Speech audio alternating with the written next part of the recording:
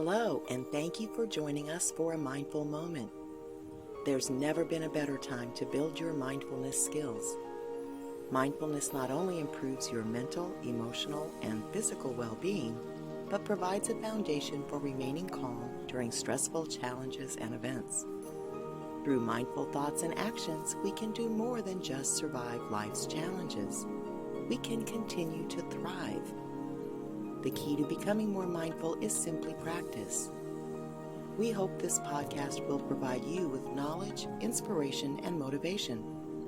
Working together, we can learn and grow from any experience. So, let's get started.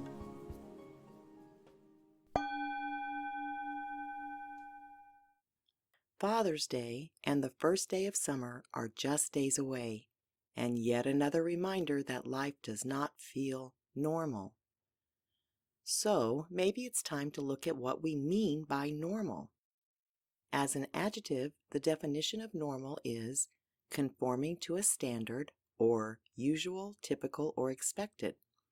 As a noun, it's defined as the usual, average, or typical state or condition. Basically, what this tells me is that normal is whatever we decide it is. I think we might be using the wrong word to describe what we want. If normal is the usual, average, or typical state or condition, that implies that external events create whatever is normal at any given time. So normal right now is wearing masks, physical distancing, working virtually, marching in protests, or watching civil unrest around the world on the news. On top of that, we want to avoid the discomfort of looking at our own unconscious biases, and we're tired of worrying about getting sick. If that's normal, we don't really want that. So what we're seeking isn't normalcy, but something that is becoming more akin to nostalgia. We want life to be like it was pre-pandemic. Many want life to be like it was pre-George Floyd. But that's the past, and we can't live in the past. We only live in the present moment. We also can't avoid change. Change happens every day of our lives, and we know we can survive it because we do every day. The challenge is doing more than surviving change. It's learning how to embrace it, accept it, and thrive from it.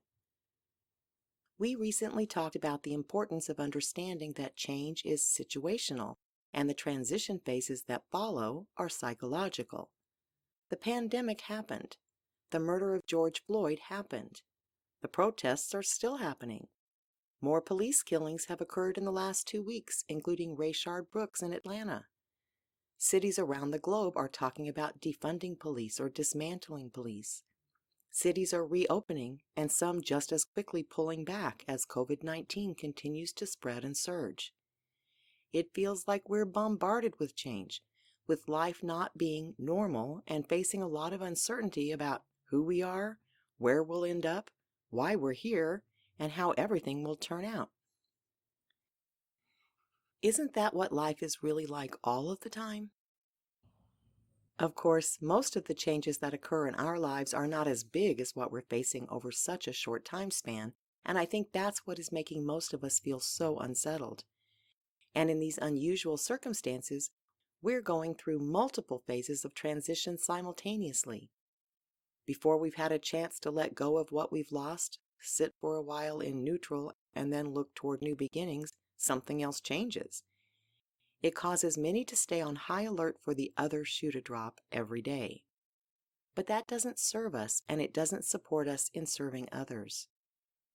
A better approach might be to focus on what we want the new normal to be.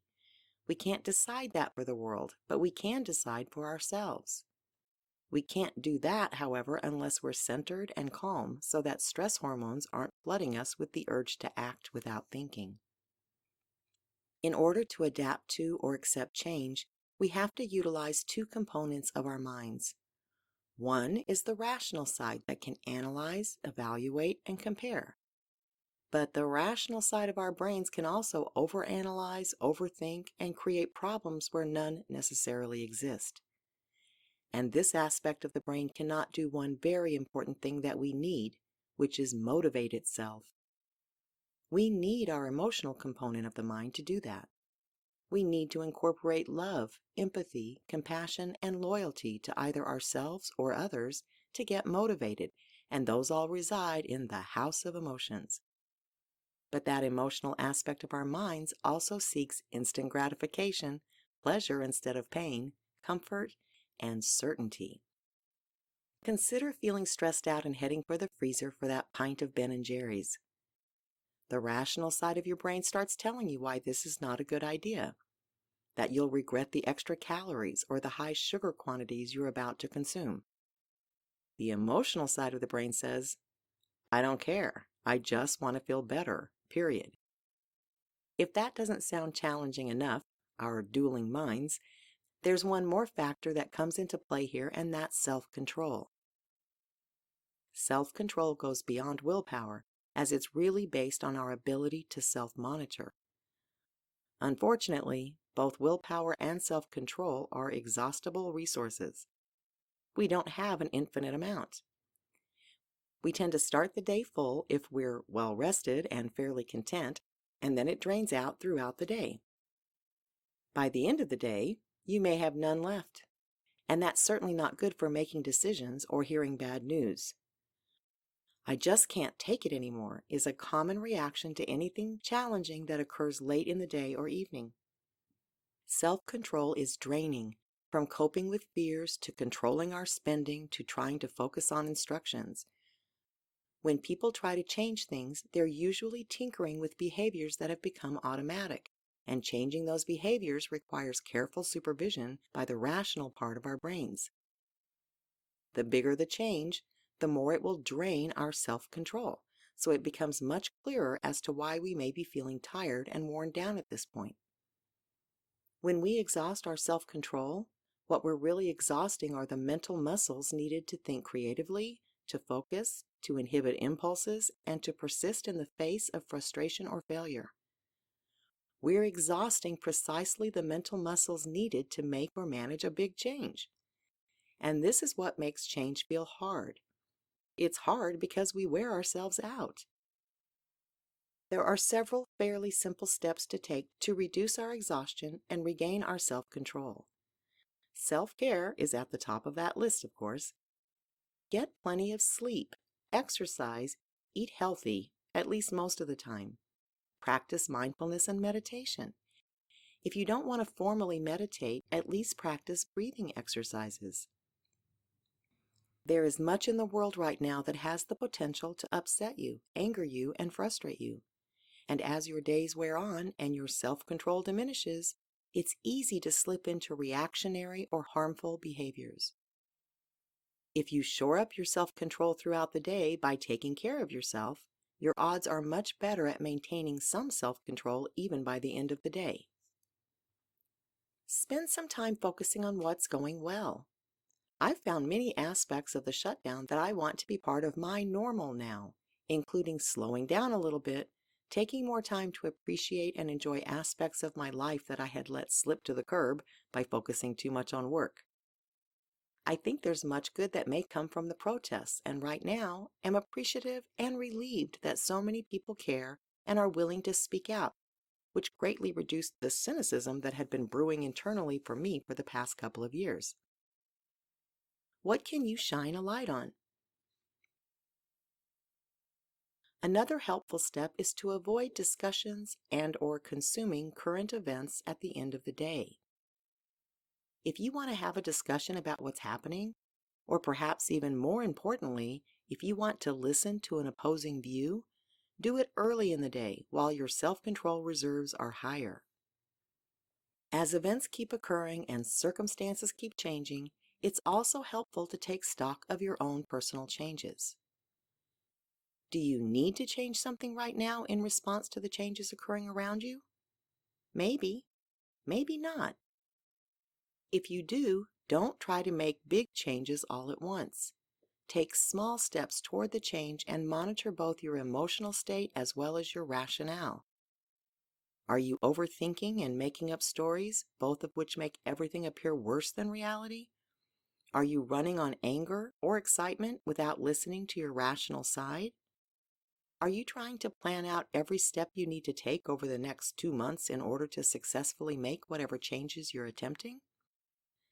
That can't work right now because none of us has any idea what might occur over the next 2 months. So, baby steps. What can you do today to start working toward the change you're aiming for? Then do it again tomorrow. We can't predict what will happen, but we can manage our emotions, take care of ourselves, and create healthy habits to support us through whatever is coming our way. We can also spend some time considering what we want our normal to look like. I encourage you to reframe your language the next time you say, "I just want things to return to normal." That ship has pretty much sailed, as they say. Instead, change it to, "What do I want normal to be for me now?"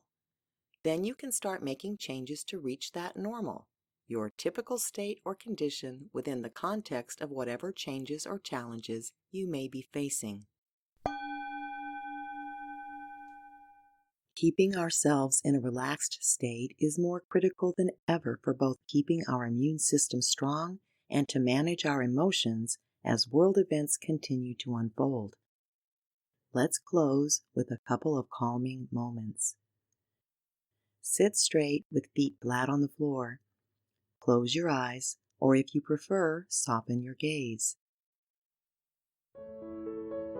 Relax your entire body, from the top of your head all the way down to your toes. Take in a deep cleansing breath through the nose and sigh with relief on the out-breath. Now return to breathing normally. Give yourself permission to relax and be still. Focus your attention on calm. In this moment, all is well. Your world is calm. There is only now. Appreciate the stillness of now. Spend a little time simply sitting in a state of complete relaxation, enjoying the seconds of calmness as they pass.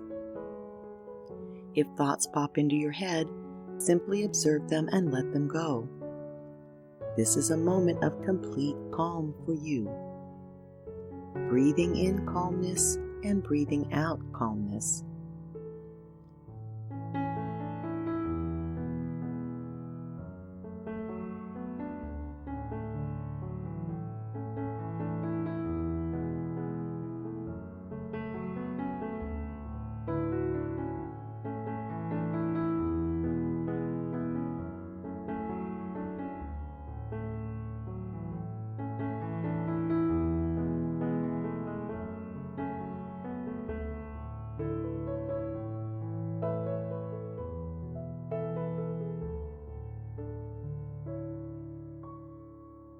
Slowly return your attention to your surroundings. Wiggle your fingers. Stretch your body.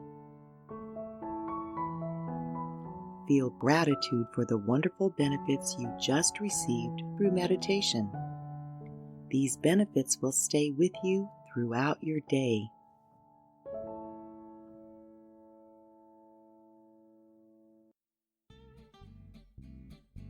Life offers too many rich opportunities to just survive it, even during challenging times.